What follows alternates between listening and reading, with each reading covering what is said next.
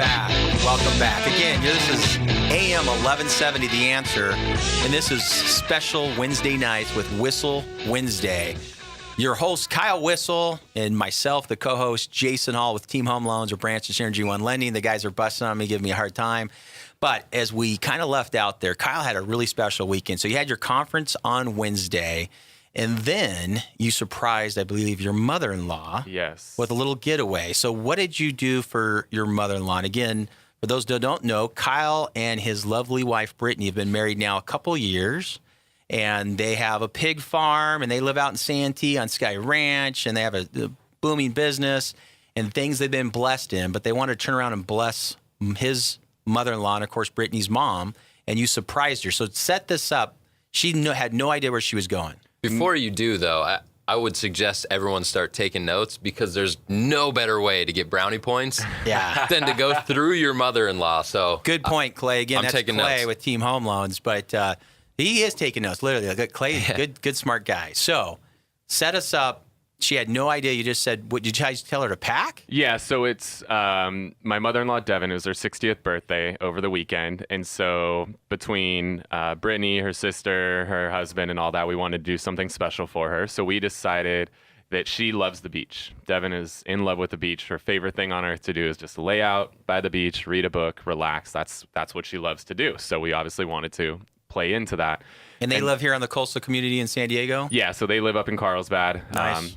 Coastal people. Again, they love to be by the beach, and vacation by the beach, can't beat it. So we wanted to plan a little trip for Devin. Didn't tell her at all where she was going. Apparently, she was under the impression we were going to Vegas because, you can go lay by the pool in Vegas, which is also fun. So we just told her, hey, we're going on a trip. We're not telling you. We could be driving. We could be taking a cruise. We could be taking a plane flight. You need to pack. You need to pack stuff for the beach. You need to pack stuff for the mountains. You need to pack bathing suits. You need to pack formal wear. You need to pack a little bit of everything. So Devin shows up at our house the day we're leaving with like the biggest suitcase you've ever seen because she has no idea where we're going. So she just brought everything. She brought the whole house. She brought the house, and I'm here like with a backpack on. She's like, wait, all your stuff's in your backpack? I'm like, yeah, that's how I roll. I thought all I need is board shorts and literally, flip-flops, we went to and I'm South good. Carolina in October, and that's all you brought was a little backpack. I mean, we were there like 3 days, and all you had is a little backpack, and my wife has like 3 bags I'm carrying. I'm a guy. I'm a simple guy. I don't need a whole lot. A backpack is all I need. All right, One, so two pairs. So she was checking out your backpack. Yeah, she's like, really? You're going with just a backpack? I'm like, yeah, I'm good. And we tried to not wear clothes that would give away where we were headed. And so we're going to we start driving, and she didn't even know if we were going to the airport, cruise terminal, or if we were just headed up the freeway. So finally we pull up to the airport, and she's like, I knew we were going to Vegas. She was like dead set that we were going to Vegas. And what's funny is her daughter had stolen her passport about 2 months ago because with us going where we were going, a passport was necessary. Right. So we were even able to pull it off to where we checked in and everything with her passport. We made her stand back behind so she couldn't see. She didn't see us using passports or anything. So we made it through security, everything, until we literally got to the gate where the plane was. She didn't know it.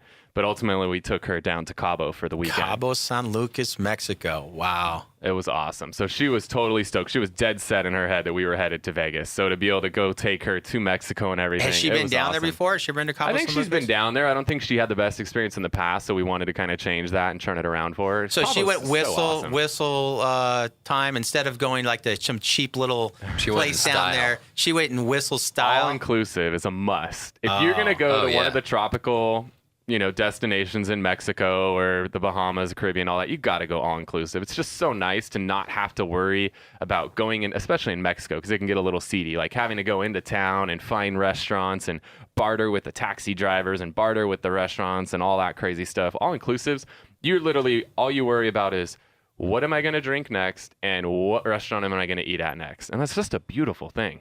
Wow. Well, again, you're listening to AM 1170, The Answer. This is Whissel Wednesdays. Your host, Kyle Whissel, and Jason Hall, the co-host with Team Home Loans.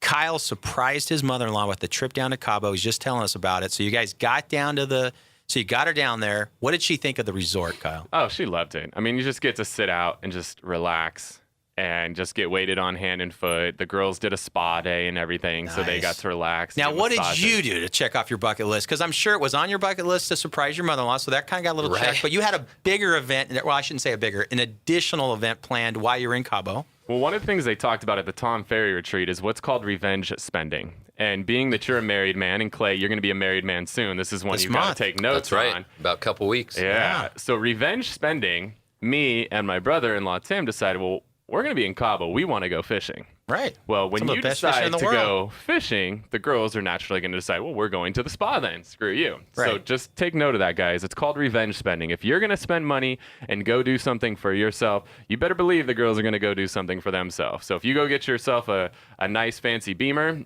your wife might want a nice fancy matching Beamer. So just know that, guys. This is called revenge spending. # revenge spending, okay?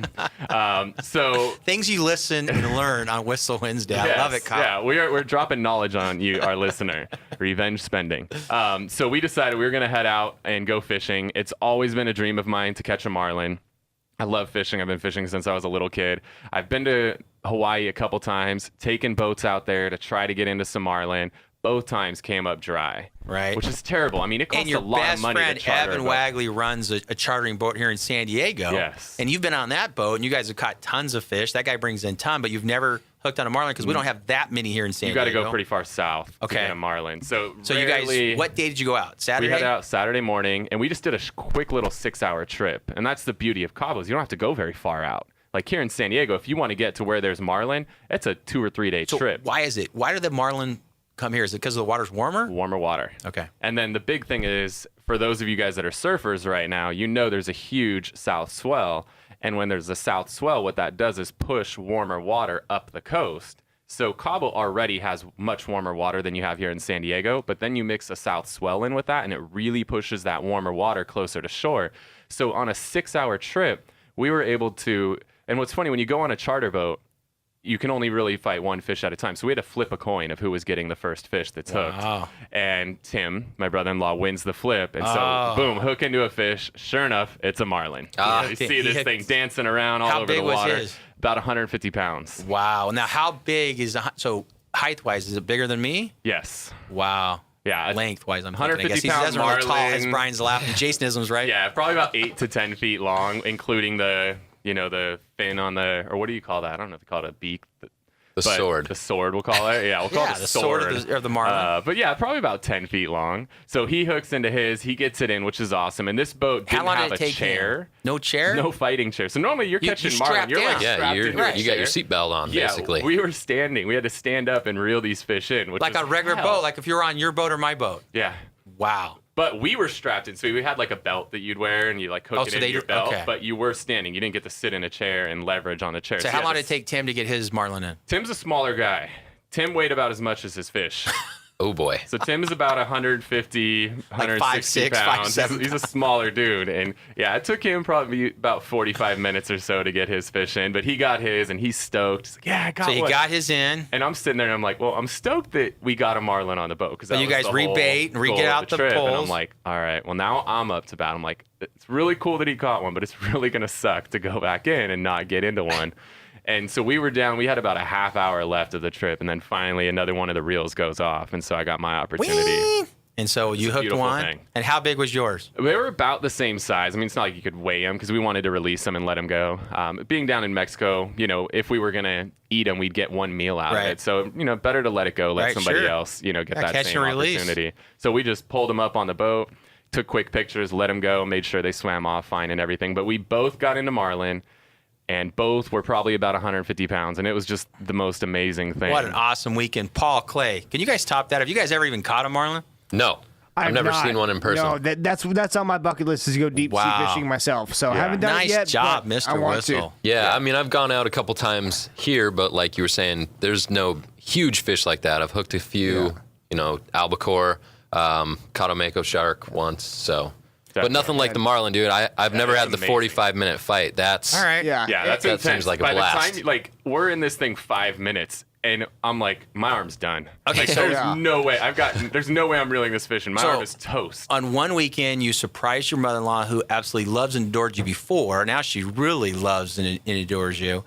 and your brother-in-law with a marlin hookup that he'll probably never get a chance in his life to do that, and yourself on the bucket list marlin. And I'm sure your father-in-law was just happy to see all this stuff happen. It was awesome. It was just such an awesome trip to go down there.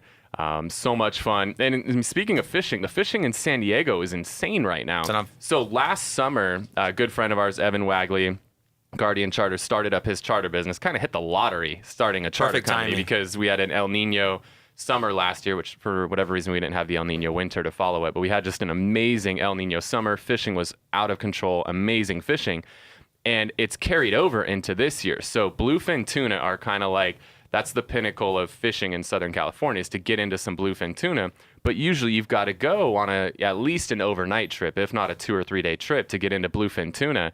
In April, they've started catching bluefin tuna in U.S. waters, which is unheard of. And it's only April. Tuna fishing usually doesn't get good until like June, July, August. So Evan's saying it might just be a huge time. Goodness. So if you're a fisher, how do you find Evan, Kyle? GuardianCharters.com, I'm assuming, is his website, or just go on Facebook, Guardian Charters, and check out Evan Wagley. You can see all the pictures. Guy, runs an awesome charter company. They catch fish every time. Oh, yeah. It's amazing what I see him post, what his crew gets in.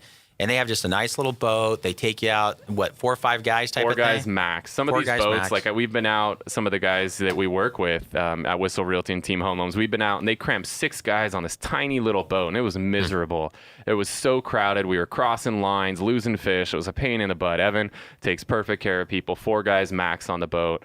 That way you can have a good experience. Nobody's getting in the way of each other. It was really cool.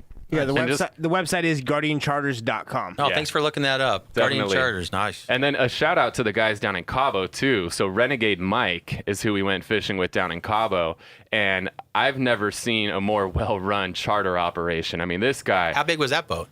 It's maybe 25, 30 foot long boat. Okay. I mean, and these guys, like, they were sponsored by Akuma, who makes some of the best real estate or the best fishing tackle that there is. Right? Reels, yeah, I'm like reels. And those guys, they just had it down to a science. Well, this is a real estate radio station show type of thing. So I get you, man. But you hook into a fish, and it was like there were 3 guys on the crew. There's only 2 of us fishing, so there were more crew than people fishing, but they just had it down. Like, you hook in the fish, so Renegade Mike, one guy goes, he reels the other lines in, the other guy helps you set the hook and coaches you through reeling the fish in.